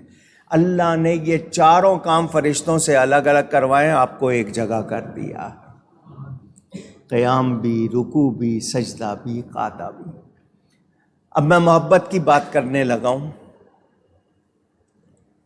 قیام الف کی شکل ہے، جیسے الف لکھا ہو، رکوع میں گئے ہیں تو ہے کی شکل ہے ہا، سجدے میں گئے ہیں تو میم کی شکل ہے، قعدے میں بیٹھے ہیں تو دال کی شکل ہے، لفظ احمد نظر آ رہا ہے۔ سجدے میں ایک شخص سجدے میں ہے، آپ اس کے بائیں جانب کھڑے ہو کر دیکھیں تو سجدے میں بندہ لفظ محمد کی شکل بنا ہوتا ہے، اس کا سر میم، دونوں ہاتھ ہے، پیٹھ میم اور پاؤں کی انگلیوں تک دال۔ اللہ کو سجدے میں بندہ بہت پیارا لگتا ہے، اس کے بہت قریب ہوتا ہے، کیونکہ اس کے محبوب کے نام کی شکل بنا ہوتا ہے۔ نماز اللہ کو سب سے زیادہ پیاری ہے۔ جو شخص مکمل طہارت یعنی صحیح طرح پاکیزگی کے ساتھ، وضو کے ساتھ، وقت کی پابندی کے ساتھ صحیح طرح پانچوں وقت نماز حفاظت سے ادا کرتا ہے، قیامت کے دن اس کے لیے یہ نور ہو جائے گی، اور جو انہیں ضائع کرتا ہے کہا گیا کہ اس کا حشر فرعون اور حامان کے ساتھ ہوگا۔ اور ہم لوگ کتنے غافل ہیں، اللہ ہمیں معاف فرمائے۔ با جماعت نماز، کیا کہا میں نے؟ کیا مطلب ہوتا ہے با جماعت کا؟ یعنی ایک کے بجائے دو، دو کے بجائے تین، جتنے زیادہ ہوتے جائیں گے اتنا ثواب بڑھتا جائے گا۔ ایک سے دو بہتر، دو سے تین، تین سے چار۔ با جماعت مسجد میں آئیں یا کسی جگہ بھی با جماعت نماز، تنہا نماز پڑھنے سے بہتر۔ تو فرض پڑھو جماعت کے ساتھ، نوافل وغیرہ اپنے بھلے گھر جا کے پڑھو، الگ پڑھو۔ تو یہ با جماعت نماز سنن ہدا، سنت موقدہ، اس سے وہی جی کتراتا ہے جس کو دنیا، منافقت یا کچھ اور چیز ہو، یہ واجب بتائی جاتی ہے۔ یاد رہے، میں آپ کو ایک بات سناؤں، حضرت سلیمان دارانی بزرگ ہوئے ہیں، وہ کہتے ہیں مجھے 20 سال تک احتلام نہیں ہوا۔ مرد حضرات سمجھ لیں گے، انگلش والے ویٹ ڈریم کہتے ہیں، خواب کی حالت میں آپ سے جو چیز خارج ہو جاتی ہے، احتلام کہتے ہیں۔ وہ کہتے ہیں مجھے 20 سال تک نہیں ہوا۔ ایک دفعہ مکہ مکرمہ میں مجھ سے ایک خطا سرزد ہو گئی جس کی وجہ سے مجھے احتلام ہو گیا۔ وہ کیا تھی؟ کیا خطا ہوئی تھی؟ کہ میں ایک مرتبہ، کتنی مرتبہ؟ زور کس پر ہے؟ ایک مرتبہ عشاء کی نماز جماعت سے نہیں پڑھ سکا۔ سوچیں صرف ایک مرتبہ عشاء کی جماعت چھوٹ گئی تو کہتے ہیں مجھے وہ شکایت ہوئی، ورنہ 20 سال مجھے وہ شکایت نہیں۔ ہمارا کیا حال ہے؟ ہم کس حال میں؟ ہمارے ہاں تو سمجھ رہے ہیں کہ جی جنت فکس ہے۔ ہمیں سوچنا چاہیے۔ اللہ تعالی ہمیں ادب کی توفیق عطا فرمائے۔ سجدے کرنے والا حضرت سیدنا امام علی اوسط، میں یہ نام لے رہا ہوں، آپ ان کو نہیں پہچانے، ان کا لقب پکاروں گا آپ سب پہچان لیں گے، امام زین العابدین، سیدنا امام حسین کے فرزند۔ زین العابدین کا مطلب عبادت کرنے والوں کی زینت۔ کیوں کہتے ہیں ان کو زین العابدین؟ روزانہ بلا ناغا 1000 نفل پڑھا کرتے تھے۔ کتنے؟ ہمیں 100 پڑھنے پڑ جائیں نا ایک دن تو اگلے دن 2 دن پھر ہم ویسے ہی لیٹے رہتے ہیں، تھک گئے۔ روزانہ یہ ماتھے پر آپ کے باقاعدہ وہ آگے نشان اس کو کاٹنا پڑتا. سچ سجاد لقب ہے کہ بہت زیادہ سجدہ کرنے والے. اللہ کی تسبیح کا، اس کی حمد کا شوق ہو تو بندہ اللہ کی عبادت میں وقت گزارتا ہے. یاد رہے سجدہ بندے کو جتنا اونچا کرتا ہے. وہ جو کہا ہے نا علامہ اقبال نے، یہ ایک سجدہ جسے تو گراں سمجھتا ہے، ہزار سجدوں سے دیتا ہے آدمی کو نجات. گراں کا مطلب بھاری. ایک سجدے کرنے کو بھاری سمجھتے ہیں، سستی کرتے. کتنے سجدوں سے بچاتا ہے، کس کس کے سامنے جھکنے سے بچاتا ہے. اللہ کا قرب چاہیے تو کثرت سے سجدے کرو. اللہ فرماتا ہے میں وہ اگر الفاظ قرآن کے کہہ دوں گا تو آپ پر سجدہ لازم ہو جائے گا کہ اللہ کے قریب ہونا چاہتے ہو تو سجدہ کرو. سورہ اقرا کی آخری آیت جو ہے وہ اگر میں پڑھ دی تو آپ پر سب پر سجدہ لازم ہو جائے گا. قریب ہونا چاہتے ہو تو سجدہ کرو، سجدہ کرو. بدن کا سجدہ اور روح کا سجدہ. اب اس کے بعد دل کا سجدہ. اگر اس میں جاؤں تو سب نہیں سمجھ پائیں گے. ہم 7 اعضاء پر سجدہ کرتے ہیں. یہ ماتھے کی لے سے ناک تک یہ پورا حصہ زمین سے لگا دینا. اگر ناک کا یہ حصہ نہیں لگتا سجدہ نہیں ہوتا. دونوں ہاتھوں کی 5 انگلیاں اور ہتھیلی، دونوں گھٹنے اور پاؤں کی انگلیوں کے پیٹ. پاؤں کی انگلیوں کے، یہ جو ناخن والا حصہ ہوتا ہے نا انگلی کا، اس کو انگلی کا سر کہتے ہیں. اور یہ جو گوشت والا حصہ ہوتا ہے اس کو انگلی کا پیٹ کہتے ہیں. 5 انگلیوں کی جو پاؤں کی انگلیاں ان کا پیٹ سجدے میں زمین سے لگنا چاہیے. 1 انگلی کا پیٹ لگنا فرض، 3 کا لگنا واجب، 5 کا لگنا سنت. اگر 1 انگلی کا پیٹ اتنی دیر بھی زمین سے نہیں لگا جتنی دیر میں اللہ اکبر کہا جاتا ہے تو سجدہ نہیں ہوگا. سجدہ میں جب چھوٹا تھا عمر کے لحاظ سے، ویسے بھی اب بھی چھوٹا ہوں لیکن اس وقت عمر کے لحاظ سے چھوٹا تھا، تو میں نے جب یہ نماز سیکھی تو میں نے والد صاحب قبلہ رحمۃ اللہ علیہ سے پوچھا تھا یہ انگلیوں کا پیٹ بہت سے لوگوں کا ہم دیکھتے ہیں انگلیاں کھڑی رہتی ہیں ان کی، وہ پوری طرح اس کو موڑتے نہیں ہیں، تو یہ انگلی کا پیٹ لگنا کیوں ضروری ہے؟ تو انہوں نے جو مجھے جواب دیا تھا وہ میں آپ کو سنا رہا ہوں. وہ کہتے تھے کہ سجدے میں بندہ لفظ محمد کی شکل بنا ہوتا ہے، اور یہ انگلیوں کا پیٹ اگر زمین سے پوری طرح نہ لگے تو دال پوری نہیں بنتی. دال پوری نہیں بنتی، تو جب نبی کا نام پورا نہیں ہوگا تو سجدہ کیسے پورا ہوگا؟ ہم لوگ اس میں کوتاہی کرتے ہیں، اکثر لوگ پیٹ نہیں لگاتے. تو یہ بندہ اللہ کے قریب ہو جاتا ہے سجدے کی حالت میں، اس کو بہت پیارا لگتا ہے. تو اس کی حمد اور اس کی تسبیح کا ایک مطلب یہ بھی ہے کہ کثرت سے نماز پڑھا کریں. کیا کیا کریں؟ اونچی فسبحان اللہ حین تمسون وحین تصبحون. اللہ کی پاکی بولو صبح بھی اور شام بھی. وَلَهُ الْحَمْدُ فِي السَّمَاوَاتِ وَالْأَرْضِ وَعَشِيًّا وَحِينَ تُظْهِرُونَ. اور اسی کی تعریف ہے آسمانوں میں اور زمین میں کچھ دن رہے اور جب دوپہر یعنی جب بھی نیا ٹائم شروع ہو اللہ کی حمد بھی کرو، اللہ کی تسبیح بھی کرو.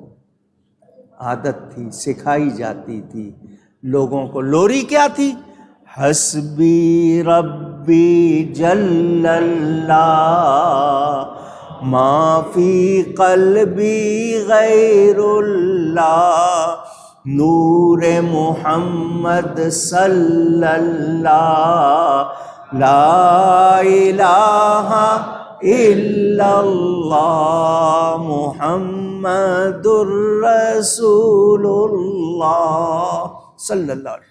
یہ لوری ہوتی تھی، اللہ کا نام ہوتا تھا، اللہ اللہ پڑھتے تھے، تسبیح پڑھتے تھے. آج کل یہ سب چیزیں بچے کو اب شروع سے ہی غلط لفظ سکھانا شروع کرتے ہیں. حکم کیا؟ بچہ بولنے لگے اللہ کا نام سکھاؤ، آواز صاف ہو جائے، پورا کلمہ یاد کراؤ. ہم اس کو شروع ہی غلط لفظوں سے کراتے ہیں، پھر وہ سیدھا ہو پاتا نہیں. تو زبان کو تر رکھیں اللہ کی تعریف سے، اللہ کی تسبیح سے. اگلی آیت پڑھ رہا ہوں لیکن اس کا ذکر انشاءاللہ آئندہ. یخرج الحی من المیت، وہ زندہ کو نکالتا ہے مردہ سے. وَيُخْرِجُ الْمَيِّتَ مِنَ الْحَيِّ، اور مردے کو نکالتا ہے زندہ سے. وَيُحْيِي الْأَرْضَ بَعْدَ مَوْتِهَا، اور زمین کو جلاتا ہے، زندہ کرتا ہے اس کے مرنے کے بعد. وَكَذَلِكَ تُخْرَجُونَ، اور یوں ہی تم بھی نکالے جاؤ گے. کس بے جان سے جان کو، اور کس طرح یہ سارا سلسلہ انشاءاللہ آئندہ بیان کروں گا. گفتگو میں مجھ سے کوئی غلطی ہوئی ہو اللہ تعالیٰ کی بارگاہ میں اور اس کے رسول پاک صلی اللہ علیہ وسلم کی بارگاہ میں توبہ کرتا ہوں. پیغام یہی کہ ہر وقت اللہ کی تعریف، کسی کی تعریف کرنی ہو تو کہیں ماشاء اللہ، اللہ نے آپ کو بہت اچھا بنایا ہے، ماشاء اللہ، الحمدللہ آپ کی آواز بہت اچھی. لیکن ہم اللہ کا ذکر کرتے، کھانا کھایا ہے تو کیا کہنا ہے؟ کسی کا شکریہ ادا کرنا ہے، پہلے الحمدللہ، بعد میں اس کا شکر. سب سے پہلے اللہ کا شکر، اللہ کی تعریف، اللہ کی تسبیح. اللہ تعالی ہمیں اس کی توفیق عطا فرمائے. پاکستان اسلامی جمہوریہ 1947 میں بنایا. رمضان کا مہینہ تھا، شب قدر اگلا دن جمعۃ الوداع. کتنی قربانیاں دیں، کیا کچھ تاریخ ہے پوری. کیوں بنایا تھا؟ اسلام کے عملی نفاذ کے لیے. 75 سال ہو گئے، اسلام کے عملی نفاذ کے سوا ہم نے سب کچھ کر لیا. خوب لوٹا اس ملک کو، خوب بگاڑا اس ملک کو. اللہ اور اس کے رسول کی نافرمانی میں کسر نہیں چھوڑی. 75 سال جو کچھ کیا، ہم سے بعد میں بننے والے ملک کہاں پہنچ گئے، ہم کہاں کھڑے ہیں. ہم پر قرضے ہیں، ہمارے ہاں جھوٹ ہے، منافقت ہے، دھوکہ ہے، ہمارے ہاں برائیاں ہیں، عریانی، فحاشی، گستاخی، بے ادبی. آپ کیا سمجھتے ہیں؟ آپ اللہ کے لیے، نبی کے لیے، اللہ کے پیاروں کے لیے کوئی غلط بات کریں گے تو پکڑ نہیں ہوگی؟ اکڑ کب تک ہوتی ہے؟ جب تک پکڑ نہیں ہوتی ہے. انسان اکڑتا پھرتا ہے، جب پکڑ ہوتی ہے کچھ رہتا.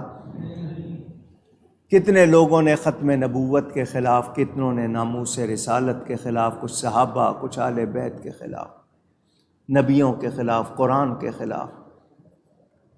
پکڑ ہوتی ہے اور انسان ذلیل ہوتا ہے دنیا و آخرت میں. ایسے شخص کو کوئی خیر ملتی نہیں. ہمارے ہاں آزادی کا مفہوم آج تک شاید کسی نے نہ سمجھا نہ سمجھایا. ہم ذہنی طور پر بھی غلام ہیں، معاشی طور پر بھی غلام ہیں. غیروں کی حکومت ہے، بھکاری ہیں، ان سے پیسے لیتے ہیں، وہ پالیسیاں دیتے ہیں، ان پر عمل کرنا پڑتا ہے. نتیجے میں ہمارے ہاں غیروں کی خوشنودی زیادہ، اللہ اور اس کی رسول کی خوشنودی کا تصور کم. اللہ کا نام لیتے ہیں، رسول کا نام لیتے ہیں، مگر خوش کرتے ہیں غیروں کو، اللہ رسول کے دشمنوں کو. ان میں یہودی، عیسائی، ہندو، بدھسٹ، دوسرے سب نہ غیر مسلم جتنے. حکومتیں آتی ہیں، فوج کا کتنا دخل، عدالت کا کتنا دخل، حکومت کی ایجنسیوں کا کتنا دخل. یہ چیزیں ایسی ہے اس ملک میں کہ سمجھ نہیں آتا کہ اس ملک سے کب تک کھیلا جائے گا. سچ کا یہاں کوئی دورہ نہیں، جانبداری، عدل کا کوئی تصور نہیں. جانبداری، طرفداری، کوئی کسی کا حامی، کوئی کسی کا. کبھی کسی کو لانا آپ کو معافی دلاتا ہے، کبھی کسی کو چھوڑنا آپ کو معافی دلاتا ہے. کبھی کون سی بات کریں گے تو بچیں گے، کبھی کون سی بات نہیں کریں گے تو بچیں گے. سمجھ نہیں آتی یہ کون سا ملک ہے. اچھا جی، 9 مئی کو جو کچھ ہوا بہت برا ہوا، بہت ہی برا ہوا. جنہوں نے کیا کروایا، جو شامل ہوئے، جنہوں نے حمایت کی، سب کے سب مجرم ہیں، ان کو سزا ملنی چاہیے. لیجئے جی، سوشل میڈیا سے ویڈیوز اٹھا کے ایک ایک چہرہ پہچان لیا. روز سڑکوں پر جو لوٹ رہے ہیں ان کے چہرے کیوں نہیں پہچانے جاتے؟ بینکوں کو لوٹا گیا، تصویریں سامنے، مارکیٹ میں لوٹا گیا، تصویریں سامنے، ان میں سے کوئی نہیں پکڑا جاتا. عدل نہیں ہے، خوشحالی نہیں ہے. مہنگائی کتنی ہے؟ گورنمنٹ والوں کی، حکمرانوں کی، اداروں والوں کی تنخواہیں پوری ہو جائیں، پبلک بھوکی مرتی ہے، مرے. آپ کو صحت ملتی ہے، ملے، نہیں ملتی ہے، نہیں ملے، ان کو سب کچھ ملے. یہی ہو رہا ہے نا. نتیجہ کیا ہے؟ لوگوں میں لاوا پک رہا ہے. لوگ اب جتنا جانتے جا رہے ہیں اتنا بگڑتے جا رہے ہیں. تو اس ملک کو اگر چلانا ہے، اس ملک کو اگر رکھنا ہے تو پھر سچ بولنا پڑے گا. کیا بولنا پڑے گا؟ اور سچائی کو اختیار کرنا پڑے گا. عدل ہو، سچائی ہو، اس کے بغیر ملک چل سکتا. وہ وزیر اعظم ہو، وہ فوج کا سربراہ ہو، وہ عدالت کا سربراہ ہو، وہ کسی ادارے کا سربراہ ہو، ان سب کو سچ اور عدل پر آنا ہوگا. جہاں کہیں بھی سچ نہیں ہوگا وہاں پر بھلائی. اس ملک کو اگر بچایا ہے تو اللہ نے بچایا ہے. یہ چل رہا ہے تو یہاں آرام کرنے والے لوگوں کی برکت ہے. داتا صاحب سو رہے ہیں یہاں، بابا فرید سو رہے ہیں یہاں، حضرت عبداللہ شاہ غازی سو رہے ہیں یہاں، حضرت بہاؤالدین زکریا سو رہے ہیں، شاہ رکن عالم سو رہے ہیں. یہ ہستیاں آرام کر رہی ہیں. ان کی برکت سے ہم لوگ شاید بچے ہوئے ہیں، ورنہ ہمارا حال کوئی بھی کسی کا درست. سب لوٹ رہے ہیں، بگاڑ ہو رہا ہے. میرے دوستو، اگر اپنی بقا چاہتے ہو، اللہ کے حضور کامیابی چاہتے ہو، وطن کی سلامتی چاہتے ہو، تو سچ اور سچائی پر آ جاؤ.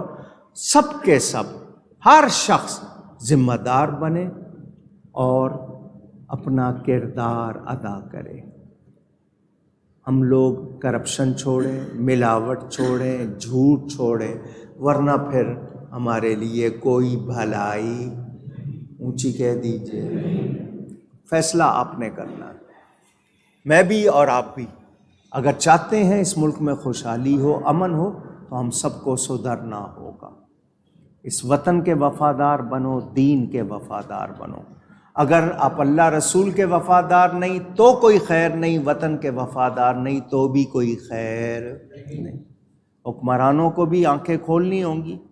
کرسی کے بھوکے، یہ اقتدار کے بھوکے لوگ جو کچھ کر رہے ہیں، جو پہلے کر گئے ہیں، کوئی بھی ان میں سے اچھا. آج الیکشن کے نام پہ کیا ہوتا ہے؟ آج عدالتوں میں کیا فیصلے ہو رہے ہیں؟ آج باقی کیا فیصلے ہو رہے ہیں؟ سب کو نظر آ رہا ہے، مگر کوئی بھی سدھر نہیں رہا. سچائی، بھلائی، اس طرف کوئی نہیں آ رہا. مجھے اور آپ کو سوچنا ہوگا. اللہ تعالی ہم سب کو توفیق دے کہ ہم اچھے انسان بھی بنے، سچے مسلمان بھی بنے اور سچے پاکستانی بھی بنے۔ یہ میں نے بہت مختصر کر کے سیدھے سادے لفظوں میں بات کی اور سب کے لیے کی۔ ہم سب کے سب اسی کشتی میں سوار ہیں، اگر ہم نہیں سدھریں گے تو پھر ہم ڈوبنے سے بچ سکتے نہیں۔ دوسری بات، ہمارا ایک مطالبہ ہے حکمرانوں سے۔ آج 26 مئی ہے، مرزا قادیانی آج کے دن لیٹرین میں مرا تھا، نبوت کا جھوٹا دعوے دار۔ قادیانیوں کے لیے حکمرانوں کی طرف سے رعایتیں کیوں ہیں؟ قادیانی غیر مسلم ہے، دین کی روح سے بھی، پاکستان کے آئین کی روح سے بھی۔ 1974 میں تسلیم کر لیا گیا ان کو، آئین میں بھی۔ ان کے لیے پاسپورٹ پر، شناختی کارڈ پر کیوں نہیں لکھا جاتا غیر مسلم؟ قادیانی کیوں نہیں لکھا جاتا؟ ان کے لیے آج تک رعایتیں کیوں ہیں؟ وہ اللہ کے رسول کے غدار، وطن کے غدار، وہ کسی کے دوست۔ ہمیں اپنے وطن کی کسی شعبے میں، فوج کی، عدلیہ کی، پارلیمنٹ کی مخالفت کرنے والوں کے لیے قانون نظر آتا ہے تو اس کے لیے ہم کیوں نرم ہو گئے ہیں؟ قادیانی غدار ہیں، دشمن ہیں، وہ پاکستان کے دوست۔ یہاں کس کس طرح وہ سازشیں کر رہے ہیں، حکومت کو نوٹس لینا چاہیے اور ان کو لگام دینی چاہیے۔ دین میں مداخلت کا راستہ حکومت بند کرے۔ بہت توہین ہو چکی، اللہ کے بعد بڑا لیڈر کون، نبی پاک کے والدین کے جیسا دوسرا، یہ اس طرح کی باتیں برداشت نہیں کی جا سکتی، گوارا نہیں کی جا سکتی۔ ان سب پر گرفت ہونی چاہیے، قانوناً سزا ہونی چاہیے تاکہ دوبارہ کوئی ایسا لفظ کہنے کی جرأت نہ کرے۔ اس خان کے لیے کسی نے کہہ دیا کہ نبی کے بعد سب سے بڑا لیڈر وہی ہے، اللہ کے بعد سب سے بڑا وہی ہے۔ ایسی باتیں کرنے والے کیا ہے یہ؟ ہم سب کو قبر میں جانا ہے۔ آپ لوگ خاموش رہو گے، آپ بھی مجرم بنو گے۔ ہمارا ان دنیا داروں سے اس طرح کا کوئی واسطہ نہیں، نہ سیٹ لینی ہے، نہ کوئی جائیداد لینی ہے، مگر دین کے حوالے سے ہماری ذمہ داری ہے۔ کوئی غلط بات کرے گا ہم گوارا کر سکتے نہیں۔ ہم حکمرانوں سے مطالبہ کرتے ہیں ان گستاخیوں، بے ادبیوں کا سلسلہ بند کرو، ان کو سزا دو، ورنہ تم بھی ذلت سے بچ سکتے نہیں، کیونکہ تمہارا خاموش رہنا کا مطلب یہ کہ تم برداشت کر رہے ہو، اور یہ باتیں برداشت کی جا سکتی نہیں۔ اس دوران جو لوگ ایمان کے ساتھ چلے گئے، اللہ تعالیٰ ان کی مغفرت فرمائے۔ اجتماعی قربانی کے لیے آنے کے بعد میں جب مدینہ سے واپس آیا تو میٹنگ ہوئی۔ آپ کو پتہ ہے مہنگائی کا عالم، لوگوں کی آسانی کے لیے شروع کیا تھا اجتماعی قربانی کو۔ لوگوں کے پاس جانور باندھنے کی جگہ نہیں ہوتی، سنبھالنے کا موقع نہیں ہوتا، ان کی نگہداشت، کھلائی پلائی کے لیے آسانی نہیں ہوتی۔ پھر یہ کہ جانور اتنے مہنگے ہو گئے کہ لوگ پورا جانور اپنے طور پر لے کر نہیں کر پاتے، تو اجتماعی قربانی، کمبائنڈ سیکریفائس کا سلسلہ شروع ہوا۔ ایک گائے میں 7 حصے ہوتے ہیں، 7 افراد مل کر لیتے ہیں، ان کے لیے آسانی ہو جاتی ہے۔ ہم نے یہاں یہ سلسلہ شروع کیا تھا شروع میں کہ قربانی ہوگی، لوگوں کو گوشت ملے گا، ہمیں کھالیں مل جائیں گی، ہمارے اخراجات کے لیے ہم سے تعاون ہو جائے گا۔ اس زمانے میں کھالوں کے ریٹ بہت اچھے ملتے تھے۔ گائے کا چمڑا جو تھا، کھال تھا، وہ ایک زمانے میں 2000، 3000، 4000، 5000، 6000 روپے تک چلا گیا تھا۔ اب وہ 1000 کبھی بھی نہیں بکتا، اب وہ بھی فائدہ ختم ہو گیا۔ چمڑے کی صنعت کو کمزور کر دیا گیا، مصنوعی چمڑا نکال لیا، قیمتیں کم ہو گئیں۔ لیکن لوگوں کی سہولت کے لیے اس کا انتظام جاری رکھا، اجتماعی قربانی، خرچہ جوڑا، کیونکہ یہاں پر باندھنا، کھلانا، پلانا، سنبھالنا سب کچھ کرنا پڑتا ہے۔ اندازہ لگایا تو 20,000 روپے ایک حصے سے کم پہ کوئی راضی نہیں تھا کہ ایک حصہ 20,000 کا ہوگا۔ میں کہتا رہا کہ پچھلے سال 15,500 تھا، 2,000 بڑھا دو۔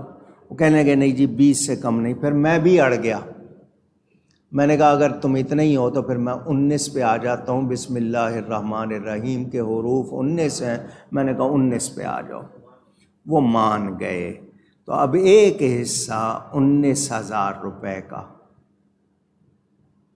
وہ یہاں پر گوشت وہی رکھا ہے کہ ایک ٹوکری میں 15 کلو سے کم گوشت نہیں رکھا جائے۔ 1,000-1,100 روپے کا تو ویسے ہی گوشت ہو گیا۔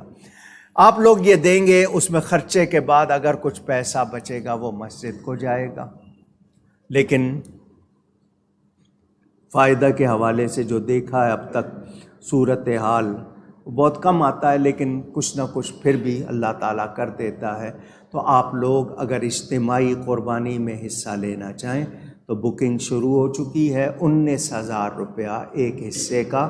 اللہ تعالیٰ توفیق دے ہم سب کو، جن پر قربانی واجب ہے وہ حصہ لے سکتے ہیں۔